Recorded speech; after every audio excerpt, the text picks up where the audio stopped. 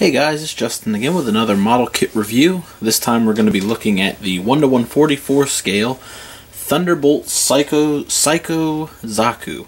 And this is a monster kit from the Gundam Thunderbolt series. So give me a minute, we'll go ahead and take a look at the kit and talk about what it's all about. Alright, so before I go too far into this review, the first thing I'm going to do is show off the kit and everything that's included in the kit.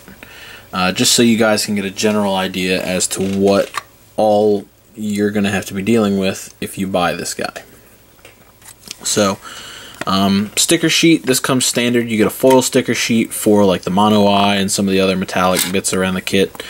And then this is a warning sheet sticker. I only use the big one for the shield, and it's a massive sticker. So if you're going to use that, I recommend trimming it a little bit so that you don't see all that air under the sheet. I'll show you in a minute. You obviously you're going to get your kit. This is not the entire kit. This is just the main body and the main body of the backpack. So there you go. You get that. Then you get these two absolutely enormous fuel pods, or fuel tanks, whatever you want to call them. Each one has 5 thrusters on it, and then this one has a weapon rack that holds 3 bazookas. It holds 4 ammo packs for the Zaku machine gun and 4 ammo packs for the bazookas. Now, I don't know why there's so many ammo packs for 3 different bazookas. I feel like if you're going to load all this ammunition on there, why not just put 2 bazookas? It's not like you have 3 arms. And just put that extra space, just put more rocket pods on there so that you can just shoot the same guns longer. I mean, if you're going to put ammo on here, why put more guns than you need? And if you're not going to, if you have more guns than you need, why put more ammo? Do one or the other. We've got 3 Sturmfausts, a Zaku machine gun, and I had my Heat Hawk here, but I don't know where it went. It was right here, and now it's gone. But everybody knows what a Zaku Heat Hawk looks like. It's just a little tomahawk axe thing. And that pegs in on the opposite side here. And then this one holds a Zaku machine gun as well. It's a really neat mechanism. This is actually probably my favorite part of the entire kit, though, I will say. Turning these into weapon storage is really cool. Now, that's also a bit of a downside for me because you also get 2 of these huge Dom bazookas, which, again, I guess you can never have too much firepower, but there's nowhere to put these guys, and that really sucks because these guys don't really fit well in the hand, which kind of sucks, and I have to sort of hold it against it because the shield gets in the way if you put it in this hand, the spikes get in the way if you hold it in this hand, and it doesn't really look right under the shoulder. Plus the way this kit maneuvers, you'll see. But anyway, you get 2 arms. They have no articulation whatsoever. I wish they would have done a little more with that, but I guess sitting within a certain price point or with price range, not a lot you can do. You do get 2 different options for plugging those in. You get 2 of each. There's 2 over-the-shoulder mounts and 2 under-the-shoulder mounts. I think you can actually plug this in. Or no, this is for the old style Thunderbolt kit. I guess they had a different shoulder connection. It shows you in the instruction manual you can plug this into the top of a different Zaku. You get a stand. You get an extra Sturmfaust, and you get 4 extra arms on top of the expressive arms, which I will say I am thoroughly impressed with because Bandai does not seem to care about giving you hands in your kits, and this is such a welcome change from that. So we're going to go ahead and do a quick look at articulation for this guy. We're going to start at the top, work our way down, and I'm going to try and get this all in focus so you guys can see it. These little things can move back and forth just a tiny bit. There's a little polycap in there, but these plastic bits kind of hold that from happening. Basically what that's for is when you attach these in, you can swing this all the way forward so you can get the arm to reach over, or you can swing it all the way back so the arm can reach down and under. That's pretty much the only reason that articulation exists. As far as the rest of the backpack, you're not really going to get anything out of this. The head is on a double ball joint polycap thing, like most high grades nowadays. You get, I'd say, about a 45 almost degree rotation out of it. Not quite 180, but you can get if you maneuver it, you can get it to go all the way around, but you have to do some serious maneuvering to get it to do that, up and down and wiggling it around and stuff like that. It's a really tight fit. Once it's on, it's nice and snug, and you know, unless you're pulling it really high, it's not going to go the rest of the way. You can pull the head off, and underneath here, just like you know, your standard Zaku kits, you can move the mono eye via this little guy down here. Just kind of slide that off to the side, and the mono eye will turn. There you go. And that's pretty standard. Arms will go out this far. There's a joint inside, so you can flex them at a ball joint, or you can flex them here.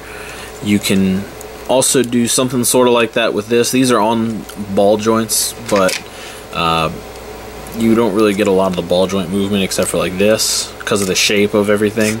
But it does spin just about all the way around. You just need to, if you didn't have this top bit, you could. Elbows move a little over 90, just a hair over 90. It's not enough to make a big deal out of. Wrists are on ball joints, so full 360 at the wrist. You can wiggle them around. Now if you move it too far one way or the other, or keep moving it back and forth, it will probably pop out. This is one of my favorite hands. I wish that they would put these in more kits, but you know, beggars can't be choosers, I suppose.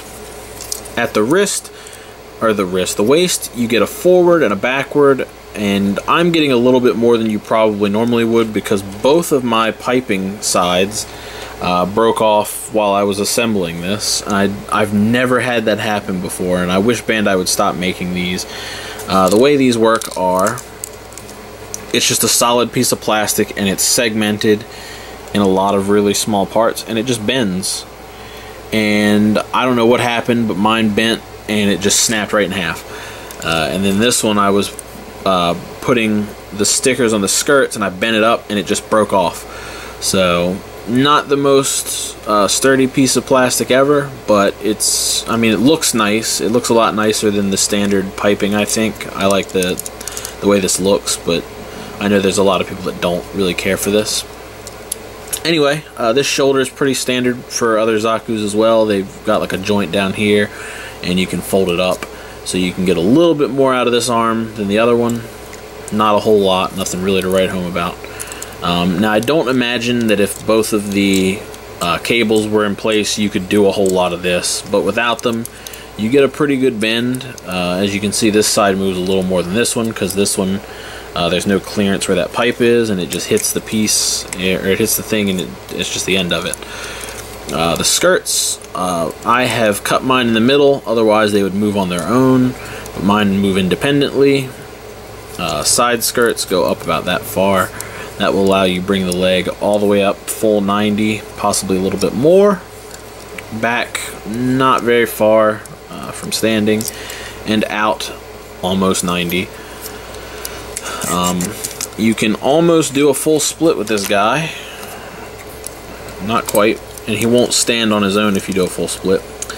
The knee has a bit of a double joint, but not really, and it doesn't, you don't even get a 90 out of it. Pretty close, but not quite. There is a neat little mechanism where the knee slides out. I love armor splits and, you know, pieces that move like that. That's one of my favorite things about models, when they do stuff like that. You get a neat little flap here on the back of the leg that will move up almost 90 degrees. The ankle will move at the heel. You get a ball joint, and you get some rotation. And I'm pretty sure if you played with it enough, you can get a full 360 out of it. And you can. And that's pretty much it for articulation. Now, let me say that this kit is a pain to get to stand. Even without the fuel tanks on, it is pretty back heavy.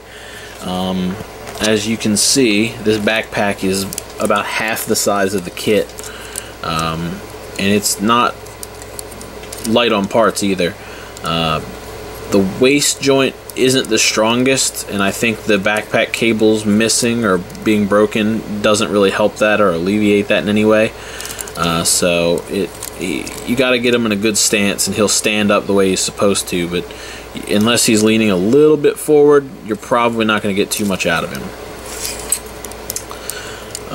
So we're going to go ahead and slap these guys on real quick so you can see him fully loaded up. Now these have a really cool mechanism where you plug them in and you twist them. So you plug that in and you twist it, which way? This way. Same thing goes for this one.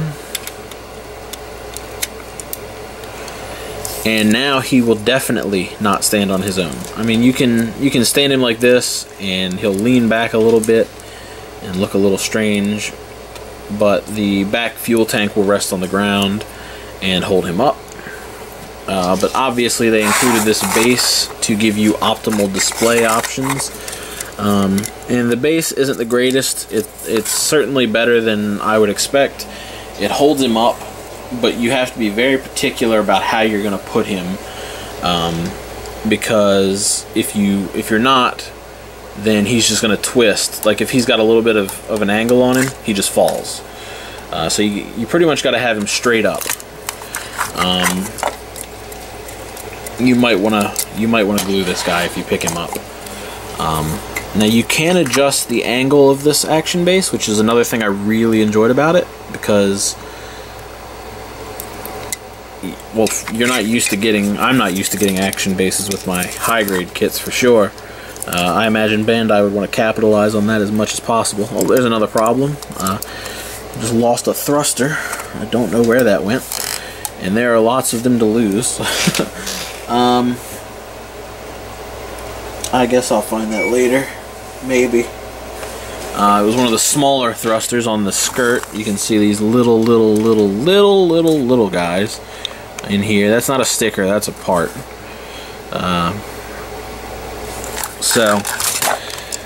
Pros and cons of this guy. This is a very parts heavy kit. If you want like a big build, this is the guy for you. Like, especially if you paint, there's a lot of really neat masking opportunities here.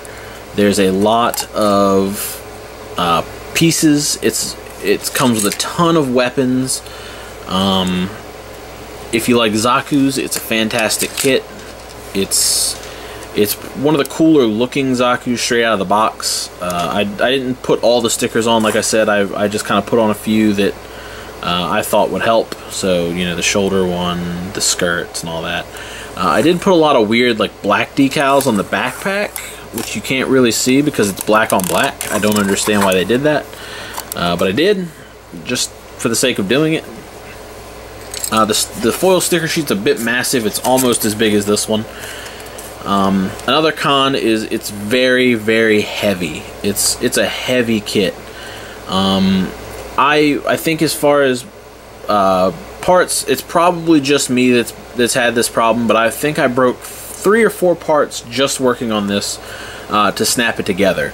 I broke the back piece of the V fin, or the command horn. Let me see if I can show you. You can see where it comes back some. That's where the nub was, so I went to go sand it, and like no pressure at all, it just flew right off. These 2 broke, and I actually think that's it. I just broke the 3 pieces.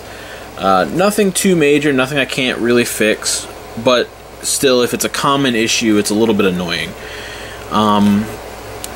If you don't like stickers, you're probably going to want to stay away from this guy, especially if you are a snap builder. I think just about every limb, every part has a sticker on it, except for the chest. Even the guns, some of the guns have stickers. The backpack has a ton.